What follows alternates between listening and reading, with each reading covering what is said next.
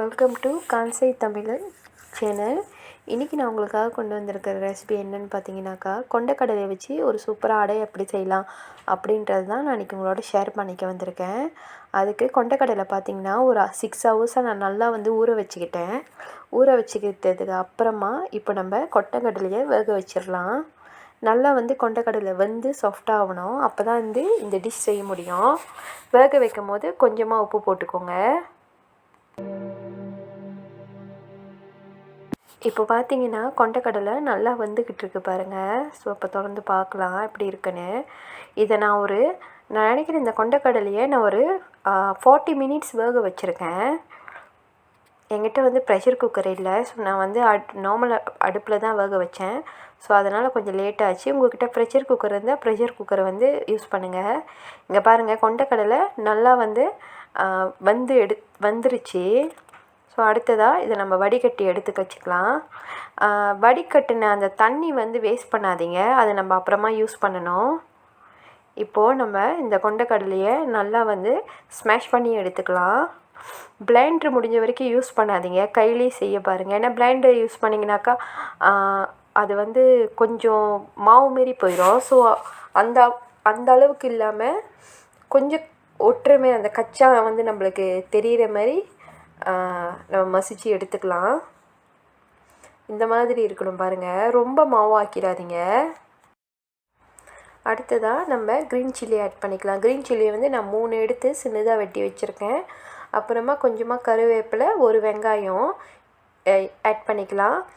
இது பார்த்திங்கனாக்கா மைதா ஆட் பண்ணுறேன். ஸோ மைதா சின்ன கப்பில் 2 கப் ஆட் பண்ணிக்கோங்க.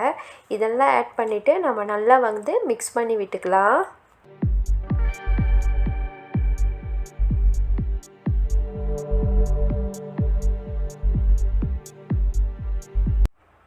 இப்போது ஒரு டீஸ்பூன் சால்ட் ஆட் பண்ணிக்கலாம். அடுத்து 3/4 டீஸ்பூன் மல்லித்தூள் ஆட் பண்ணிக்கிறேன். அடுத்ததாக அதே 3/4 டீஸ்பூன் தான் பிளாக் பெப்பர் ஆட் பண்ணிக்கலாம். இது மிளகாத்தூள் 1 டீஸ்பூன் ஆட் பண்ணிக்கோங்க. மஞ்சத்தூள் 1/4 டீஸ்பூன் ஆட் பண்ணிக்கோங்க. அதுக்கப்புறமா நம்ம பெருங்காயத்தூள் ஆட் பண்ணிக்கலாம். ஸோ இதெல்லாம் ஆட் பண்ணிவிட்டு நம்ம நல்லா முதல்ல மிக்ஸ் பண்ணி விட்டுக்குவோம்.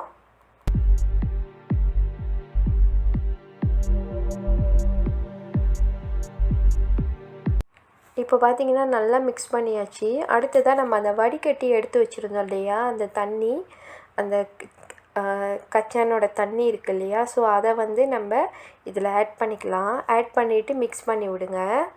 அதுக்கப்புறமா நம்ம வாட்டர் கொஞ்சம் கொஞ்சமாக ஆட் பண்ணிக்கலாம்.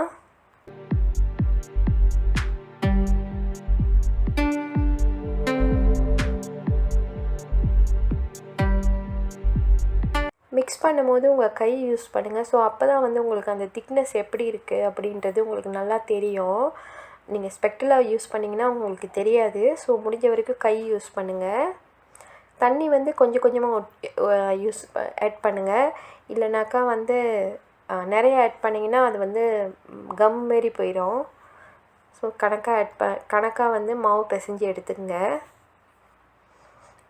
மாவு பிசைஞ்சிட்டு உங்கள்கிட்ட காட்டுற பாருங்க. மாவு எந்த பதத்தில் இருக்கணும் அப்படின்னு சொல்லிட்டு இந்த அடை செய்கிறதுக்கு.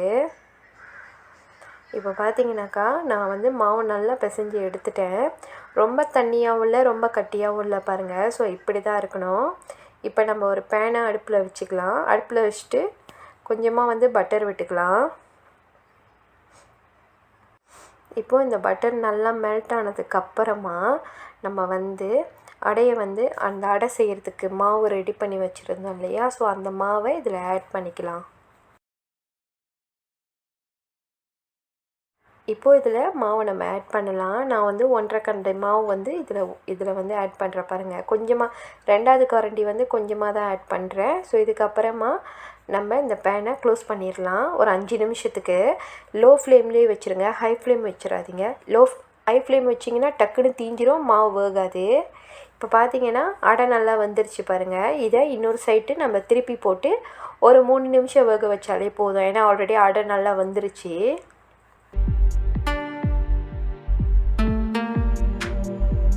இப்போது நான் திருப்பி போட்டு ஒரு 3 நிமிஷம் ஆயிடுச்சு. நான் எப்படி இருக்குன்னு உங்கள்கிட்ட காட்டுறேன் பாருங்கள். திருப்பி போட்டு உங்கள்கிட்ட காட்டுறேன் எப்படி இருக்குன்னு சொல்லிட்டு. இங்கே பார்த்தீங்கன்னா 2 பக்கமும் நல்லா வந்துருச்சு பாருங்கள். லேசாக கை வச்சு பாருங்கள் அந்த மாவு வந்து ஒட்டுதா இல்லையா அப்படின்னு சொல்லிட்டு. இதுதாங்க அடை செய்கிறது. ஸோ இதேமாரி எல்லா அடையும் செஞ்சு எடுத்துகிட்டு நான் உங்கள்கிட்ட காட்டுறேன் எப்படி இருக்குன்னு சொல்லிட்டு.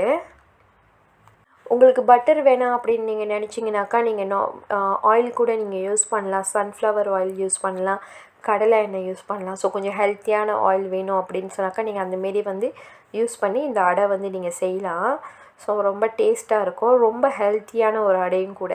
உங்களுக்கு மைதா வேண்டாம் அப்படின்னு சொன்னாக்கா நீங்கள் கோதுமை ஆட் பண்ணிக்கோங்க. ஸோ கோதுமையிலையும் இந்த அடை வந்து நீங்கள் செய்யலாம்.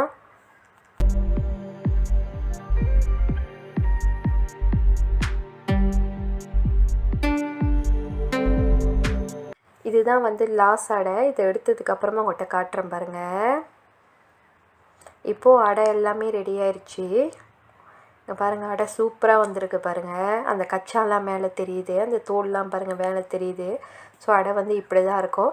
இதோடு சேர்த்து வச்சு சாப்பிட்றதுக்கு பார்த்திங்கன்னா நான் வெங்காய சட்னி தான் வந்து செஞ்சுருக்கேன். ஆனால் இந்த சட்னியோட ரெசிபி வந்து நான் இதில் ஆட் பண்ணலை. நான் இதுக்குன்னு தனி ஒரு வீடியோ உங்களுக்கு நான் போடுறேன். கண்டிப்பாக நீங்கள் அதை போய் பார்த்துக்கோங்க, அந்த சட்னி எப்படி செய்யணும் அப்படின்னு சொல்லிட்டு. அடை பார்த்திங்கன்னா நல்லா சாஃப்டாக இருக்குது பாருங்கள், ஹார்டாகவே இல்லை. ஸோ இதேமாரி நீங்களும் உங்கள் வீட்டில் ட்ரை பண்ணி பாருங்கள். ட்ரை பண்ணி பார்த்துட்டு எப்படி இருந்துச்சுன்னு எனக்கு கமெண்ட் பண்ணுங்கள்.